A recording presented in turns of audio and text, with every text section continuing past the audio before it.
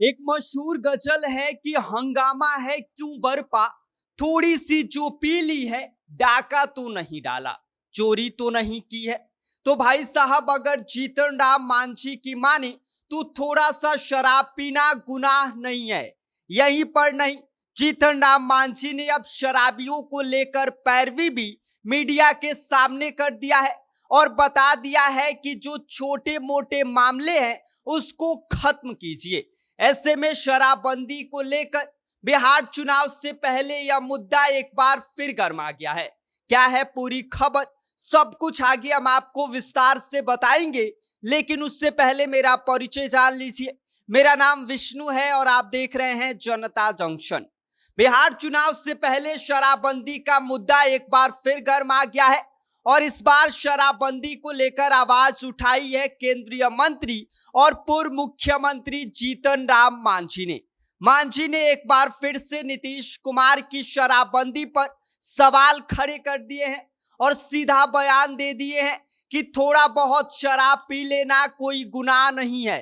अब सोचिए कि जिस बिहार में सालों से शराबबंदी लागू है, वहां पर ऐसी बात निकल कर आए तो गर्मी बढ़नी लाजमी है। अब जीतन राम मांझी ने साफ कहा है कि सरकार को छोटे मोटे जो शराब से जुड़े मामले हैं उसको छोड़ देना चाहिए। मामूली शराब रखने या पीने वाले लोगों पर केस दर्ज करना और जेल भेजना ना तो न्याय संगत है और ना ही व्यवहार संगत।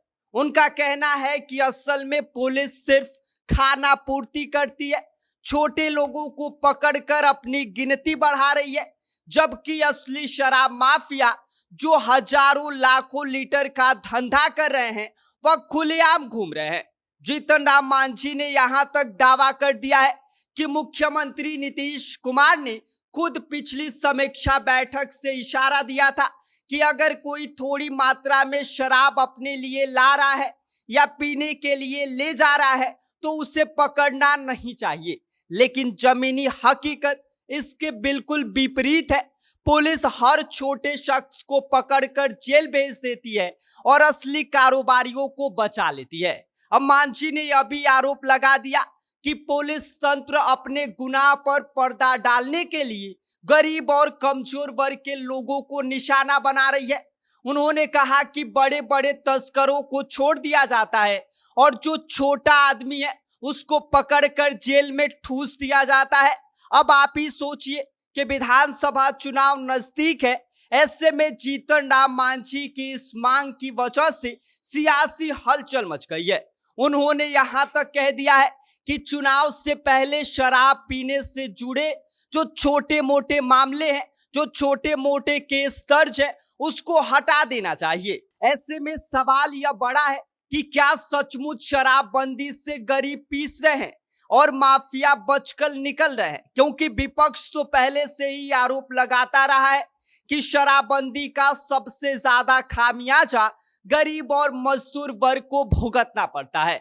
अब जीतन राम मांझी जैसे बड़े नेता ने भी वही आवाज बुलंद कर दी है और यह साफ तौर पर कह दिया है कि भाई थोड़ा बहुत शराब पी लेना कोई गुनाह नहीं है। ऐसे में सरकार को जो छोटे मोटे शराब से जुड़े मामले हैं जिसको अब उन्होंने जेल में बंद किया है उन्हें छोड़ देना चाहिए, उनका केस खत्म कर देना चाहिए। ऐसे में बिहार की सियासत में शराबबंदी हमेशा से ही एक बड़ा मुद्दा रही है।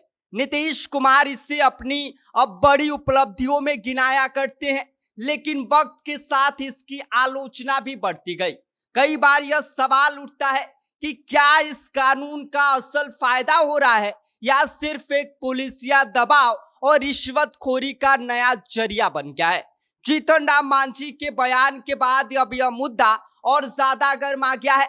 चुनावी मौसम में हर बयान का असर है वो सीधा वोट बैंक पर पड़ता है।